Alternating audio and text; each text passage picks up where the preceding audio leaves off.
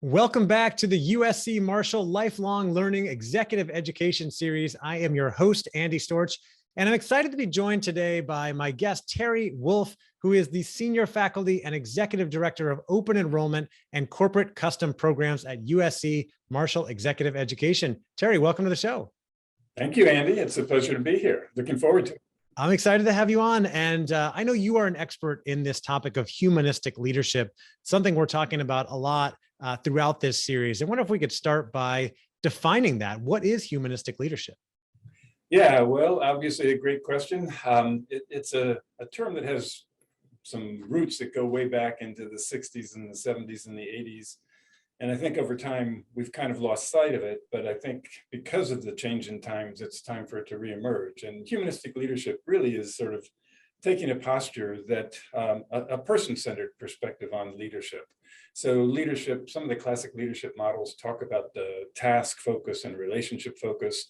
But what ends up being kind of emphasized, it seems to me, and in business schools generally, and obviously in the workplace, is the focus on task. And so what ends up getting lost is the person and the relationships. So humanistic leadership is really trying to bring the person back to the center and really focus on who is the person, both in terms of the leader, her or himself, as well as who is the person in terms of the people who on the team, the people in the organization, the people who report to that particular leader.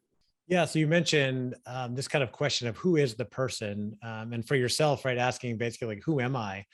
Something I talk a lot about in my own content with my book and my own, studies of leadership is that self-awareness becomes so important. It's kind of the foundation, I think, of great leadership. And it sounds like you're talking about that idea of self-awareness here, that the more you know yourself, the easier it becomes to impact others and become a great leader.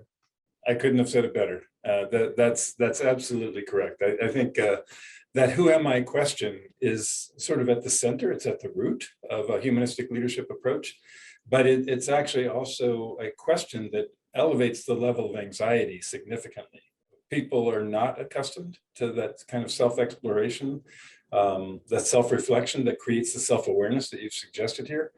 And so when you pose that question, who am I? And there's an interesting aside here.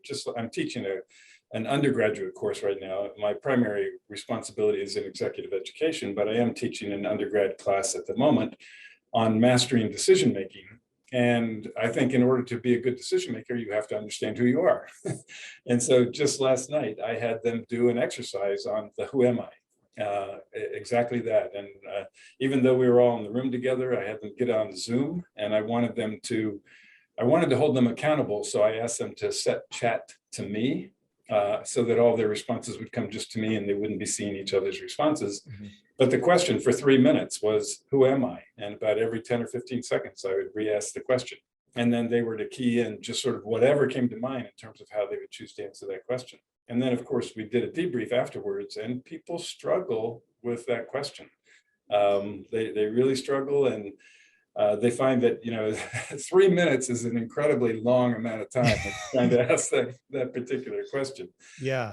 And some of them just went blank after about 30 seconds, couldn't come up with anything else. And then others found that they were shifting and they were starting to think about themselves in deeper and different terms. And naturally, of course, that's the objective of the exercise. Yeah. And, we think about ourselves all the time, but it's hard to put it into words, right? Like, I'm me. Right. So yeah. What are some tips or suggestions you have for people who are interested in this idea of gaining more self-awareness, doing self-reflection, understanding who they are, being able to define that? Where do we start other than just asking that question, who am I? I think one key thing, and it's oftentimes difficult as well, is just the idea of journaling. And journaling is really choosing to have a conversation with yourself about yourself. And again, people are uncomfortable with that prospect. They become maybe a little bit overly self-conscious in that process, even though it is a process that is completely embodied within themselves. There's no external accountability. They're not sharing it publicly. But even then, I think people find it difficult to just sort of have that frank and honest conversation with themselves through journaling. So I think journaling is clearly a key part of it. Some of the things, in response to this question might tap into part of how we're approaching it from a course and leadership development point of view, but there are things around mindfulness that make sense. Meditation makes sense. These are ways that people can begin to just initiate the exploration of the who am I question. And even asking yourself that question, who am I? Who am I? And then trying to, force yourself to kind of just write it down and write it out and open up that conversation with yourself.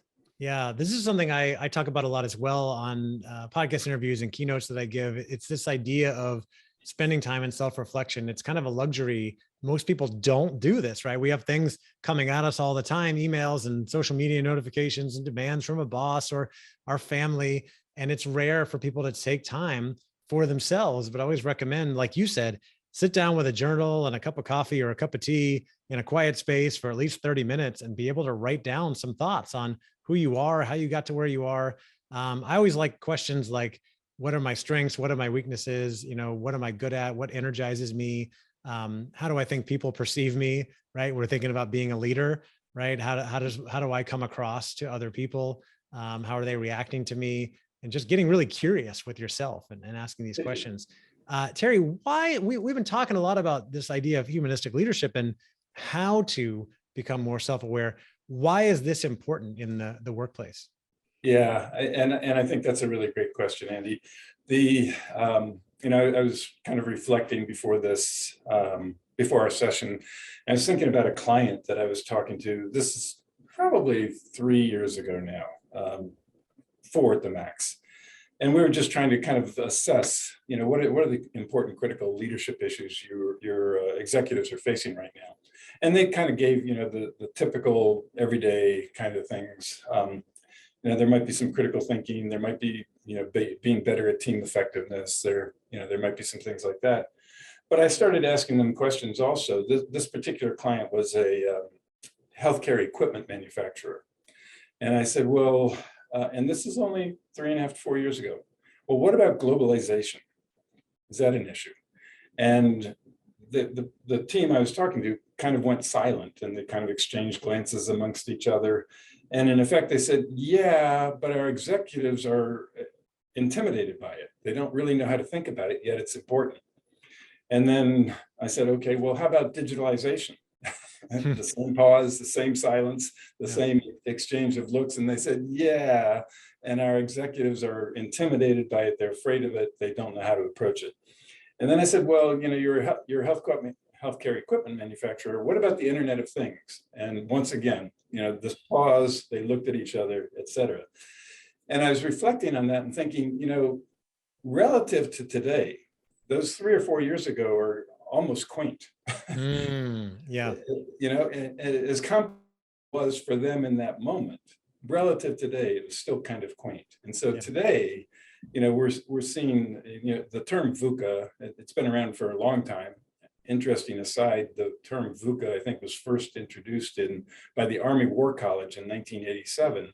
But it was premised on the thought leadership of Warren Bennis, who was a distinguished professor here at USC. And most people don't have any idea, even here at USC, people don't know that Warren's thought leadership was really at the root of that. That's right. But so VUCA, this whole notion of the volatility, the uncertainty, the complexity, the ambiguity, it's coming at us in waves. And so in terms of the humanistic leadership, that's one movement. Complicate that with the pandemic. Complicate that with technological disruptions, and increasingly we're having the conversation about artificial intelligence and the impact of artificial intelligence on the future of work. There's a very famous investor in this space who is himself a PhD in machine learning from Carnegie Mellon, a gentleman by the name of Kai-Fu Lee, who wrote a book about the AI superpowers, China, Silicon Valley, and the future of technology. And he estimates that by the year 2035, maybe even sooner, roughly 40% of the existing jobs in the world will be displaced by artificial intelligence. And so kind of where he gets to is that at the end of the day, what's left? And in effect, what's left is the distinctively human. So this brings us full circle back to the question about why is humanistic leadership important? Yeah. And so increasingly, we have to be clear about what are the things that the machines won't be able to do. What are the things that the AI won't be able to displace? And as I read, the McKinsey, the BCG, the Bain, I get their regular newsletters, and you just sort of see a shift in what's topical for them, what's important to them. So we're seeing more articles on purpose. We're seeing more articles on psychological safety. We're seeing more articles on curiosity. We're seeing more articles on agility. And historically, the purview of McKinsey and the top consulting houses was much more around strategy and operations. But now it's becoming much more about this issue of the leader and the person and this person-centered focus. It's interesting to me that McKinsey now is starting to write about mental health. Yeah. And, so you see all these trends, and you have to go back and, why is humanistic leadership important? It's because we're simply being overwhelmed. People don't know where to turn. Employees don't know where to turn. They have a historical relationship that's sort of maybe not 100%, but significantly enough, a top-down communication relationship. Yeah. And now they've got employees who are desperate to be able to talk to somebody. The children are running around in the background, the dog's barking. They're in these remote working situations, and they feel embarrassed. They don't know how to communicate that with their boss. They don't know how to talk about how do we modify the appropriate work arrangements in such a way that it just sort of accepts the reality of this. And we're 2 years into the pandemic. We're making progress on that, but those concerns are still out there. And now we're finding, the incidence of the mental health discussion in the workplace, and as it affects, the people and employees, the incidence of those conversations is going up. So I think there's all these driving forces that are contributing to why humanistic leadership now. Oh yeah, I mean the pace of change is so fast these days, and it's just getting faster. And you're right, like a lot of jobs will be displaced by artificial intelligence. This idea of technical capabilities, while still important, we might be seeing giving way to the importance of these human skills. I know at Marshall you have a partnership with Josh Bersin. He calls them the power skills, right? And that's something I've honed in on for a while now. So speaking of these, people might be wondering, okay, well, what do I need to be paying attention to? What do I need to be getting better at? So what are some of the essential capabilities of humanistic leadership? Yeah, and let me just make one aside before I jump to that. That's a great follow-up question. As I've been learning about the advances in intelligence and the displacement of jobs, one of the things that's really struck me, and it's sort of implicit in what I said a moment ago, is that we've always talked, or for years, we've talked about the soft skills and the hard skills. And, the soft skills have almost been treated like a pejorative. It's like, oh, and it's back to the who am I question. It's like, okay, it's too touchy-feely. You're getting too close to me. I don't want to have to explore that. And I think business schools are just as guilty of this, that they focus on the hard skills. How do we create the analytical skills? The reasoning is good, but how do we create those hard analytical skills? And I think the huge irony here is that artificial intelligence, the first thing they're going to displace is those analytical skills.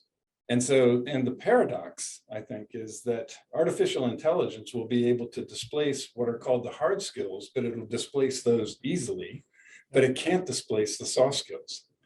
And so we're back to that point again, what's left? And what's left is that distinctively human. And so I think creating that capacity for addressing the question, who am I? Creating that self-awareness, and learning what are the soft skills and how can I better use those to help both myself and my team and my organization continue to be effective and successful in the face of all of this disruption and the waves of change that we've talked about. Yeah, so what are some of those essential skills that we need to be thinking about for the future? Yeah, so I actually have turned to a couple of different resources that have helped my thinking. Daniel Pink, I'm not sure. At a minimum, he's a workplace observer. I'm trying to figure out what bucket I put him in, and sometimes Researcher, writer, yeah, right. Researcher, writer, and it might be elevating a little bit too much to call him a public intellectual, but he is a person who tries to take information from a variety of sources, to synthesize it, and then to communicate back out to the lay audience. But he and a gentleman named Jeff Colvin. So I'm sorry, Daniel Pink wrote this book called A Whole New Mind. And in that, he called out the need for high touch and high concept. And it's brought about by the information revolution and the kinds of disruptions that we're talking about here. And then Jeff Colvin wrote a book called Humans Are Underrated. And in effect, between the two of them, they are identifying and distilling what are some of these core capabilities. So things that have emerged are purpose. What is my purpose? And tied to purpose is, what is my passion? You may have heard the concept ikigai, which is a Japanese concept around finding that intersection between purpose and passion and need. And then, so there's purpose and passion. There's empathy, and in a broad, if we generalize that a little bit from empathy, we get to emotional intelligence. And there's a lot of literature on the effect on the, as you go up the organizational ranks, is an increasing need to move from IQ to EQ. And so emotional intelligence, empathy, intuition, compassion, et cetera, tie into another element here. A third is what I just call sense-making. So sense-making is really around, given the complexity, the overwhelming amount of movement and change and disruption and information, how do we recognize patterns? So kind of a pattern recognition of forces that are going on, and how do we begin to make sense out of that? So I kind of break it out into the looking in capabilities and the looking out capabilities. So the looking in is tied to the who am I? And so there's purpose and passion on the one hand, there's empathy and EQ on the other, and then also this issue of more of the cognitive piece, but from within. How do I recognize patterns in what's going on around me? And then, so there's a subset of 3 capabilities there. And then there's a second subset of 4 capabilities that I really think about in terms of looking out.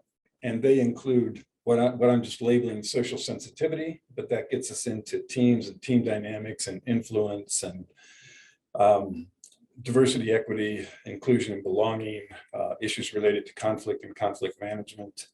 There's a whole cluster of things. And when you think about the literature on emotional intelligence, there's awareness of self, and then there's awareness of other. So the awareness of self, I kind of put in that looking in and the empathy category. And then the awareness of other, I put in the social sensitivity and the looking outwards perspective for the leader. And then, so we have social sensitivity, and then design. Design is a broad term, but it really includes things like, through my engagement with others, issues around visioning, creativity, innovation, prototyping, coming up with new products, pattern creation as opposed to pattern recognition. So I'm recognizing the patterns as sort of an internal, but pattern creation is something I can do collaboratively with others. And then issues like problem solving and decision making. A 6th theme is what we call play. And so play, there's a classic piece by Michael Schrage at MIT called Serious Play, where he was really laying the foundation for prototyping, and it has its relationship to design thinking, processes of design thinking. But how do we think about prototyping as a form of play and engagement, but also increasingly we're finding, as part of development opportunities, people use escape rooms. People use various types of simulations. In Los Angeles, it's not unique here, but in Los Angeles, there's a lot of, theater-based issues. So there's improvisation, for example, and we can bring in outside groups to teach improvisation to people participating in our leadership programs. There's a place called the Magic Castle, which is for magicians, by magicians, but if you're affiliated with a member, then you can take groups to the Magic Castle, and they can be exposed to the issues around. I've been there. Cool.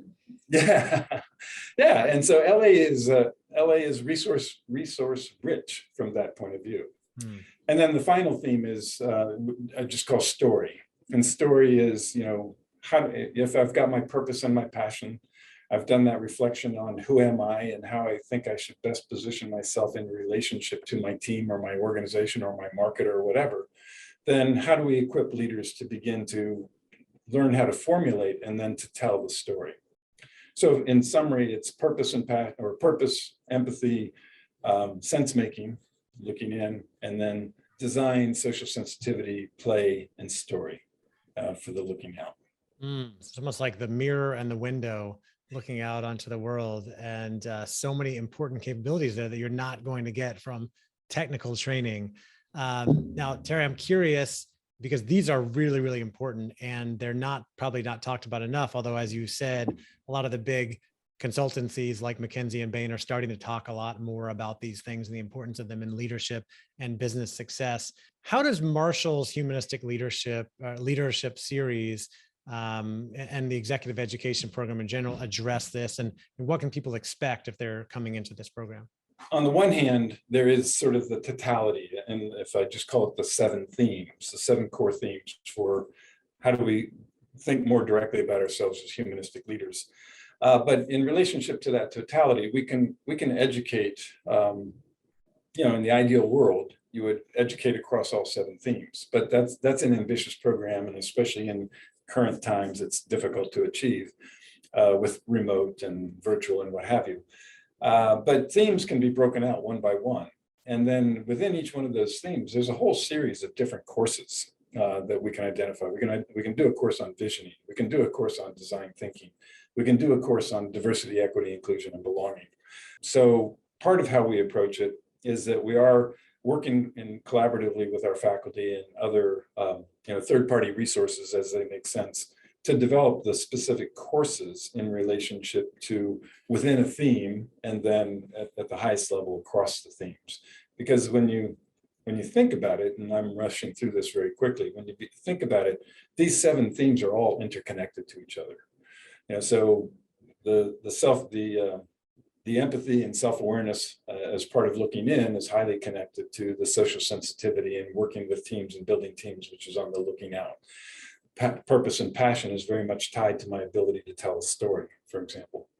So all of these things are interconnected. So what we're trying to do and what we are doing is identifying,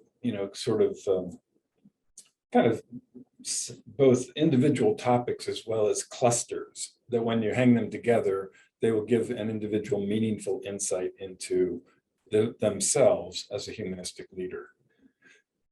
So that's a key way in which we're approaching it.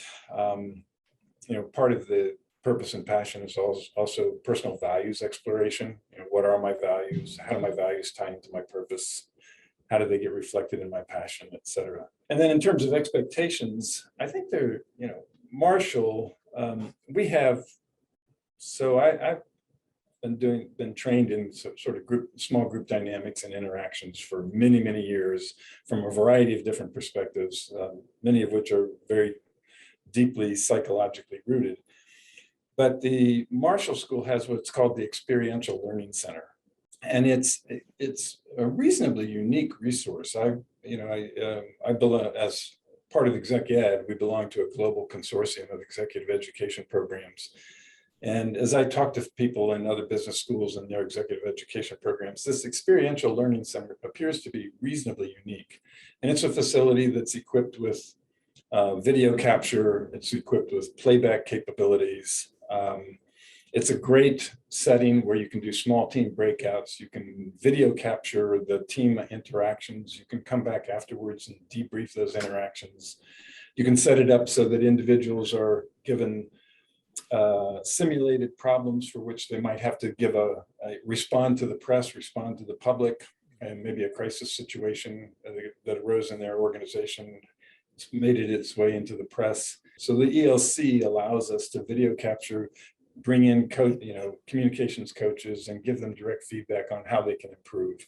It's an opportunity for people to learn and then practice in the moment and interact with others, right? To really reinforce that learning versus a traditional environment where there's a lecture and you write some things down and you hope that you remember it. But in my experience, when people get to experience things for themselves, it really reinforces that learning more than anything else. Yeah. Yeah. So I think, in terms of what they can expect, our programs are designed to be highly experiential. We create the conditions and support them in engaging in learning experiments, and learning experiments are designed to, what's a dimension of yourself that may be discovered through that who am I question, and you talked about strengths and weaknesses, that maybe they identify an opportunity area for their personal development. And so we can support them in crafting learning experiments in relationship to how do I improve myself on a particular dimension. We can provide the growth mindset has become also, a very popular expression, and for good cause, because it evokes, especially when you contrast it with the fixed mindset, which is kind of in the root work. The growth mindset is really about that lifelong learning. It's really around how do I make there's this popular expression, fail fast, fail early, fail quickly, fail early, learn from the failure, and then try it again. And that ties back to prototyping and design thinking and conducting personal learning experiments in service of your own personal growth. Wow, this is fascinating, Terry. And there's so many other things here that I'd love to dive into, but we are out of time now. A great teaser for all the things that we can learn about to become more humanistic leaders, better leaders in today's society, as well as the future of work. Of course, thinking about these power skills and all those things that are so important. And you talked about some of those components, as well as how Marshall approaches that. So thank you so much for making time to come on here today. And I look forward to talking with you more in the future. Great. Thank you, Andy. It was a pleasure.